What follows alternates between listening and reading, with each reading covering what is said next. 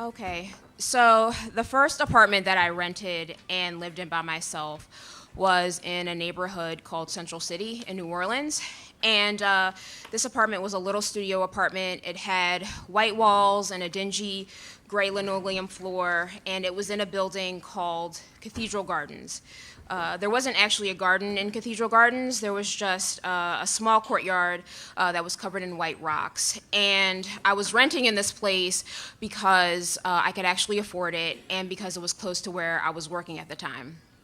And so I experienced a couple of firsts in my first little apartment. It was the first place that I lived in that constantly smelled like cigarettes, even though I never smoked. It was the first place that I lived in where I received notices in the mail whenever a new sex offender moved in. It was the first place that I lived in where I got to overhear my next door neighbor fight with and then get beaten up by her boyfriend. And then on another occasion, I got to listen to a different woman in a different domestic violence situation cry to a friend about how she didn't know what she should do, and she was afraid to call the police, the police on her boyfriend because she didn't know what they would do to them. And so living in Cathedral Gardens was also the first time that I experienced someone monitoring the comings and goings from my apartment, who was a complete stranger.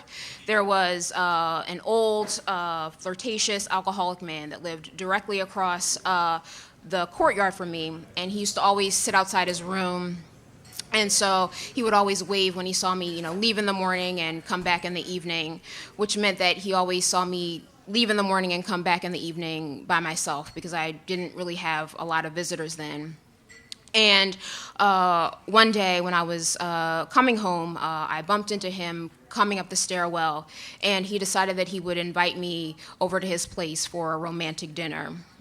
And so I said, thanks, but no thanks, and he got upset with me. And, he let me know that, I see you, going into and coming out of your apartment, every day by yourself, and you should know better. You should know that you can't spend your whole life alone. And so that was very irritating for a couple of reasons. First of all, this man was gross. He was a creep. I wanted him to get out of my face. But secondly, I knew that I couldn't spend my life alone. He wasn't telling me anything.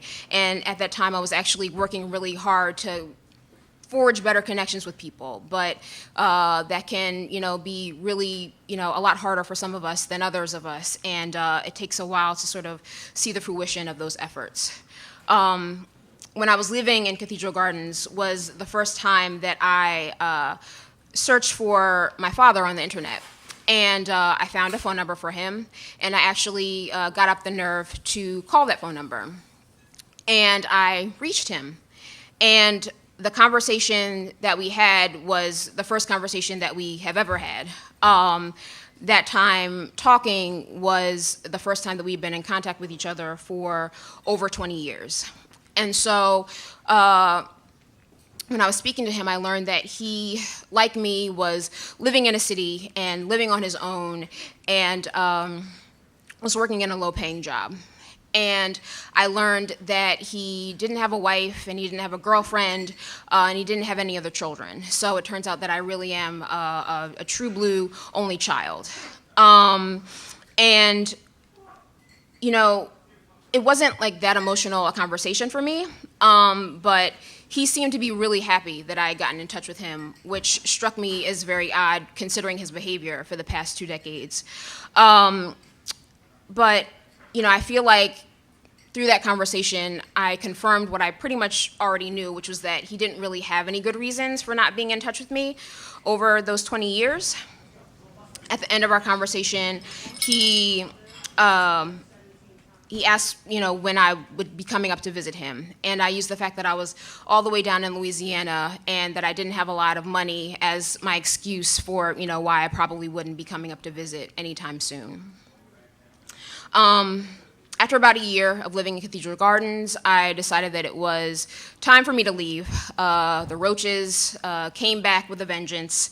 And so when I was thinking about the place that I wanted to live next, I was thinking this time that I actually really wanted a roommate, even though I had previously fantasized about never having a roommate again.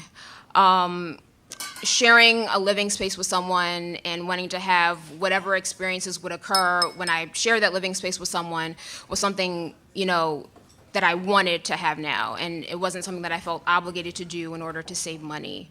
That was a new feeling for me, and that wish to, share my space with someone was the first experience that I had in my little apartment.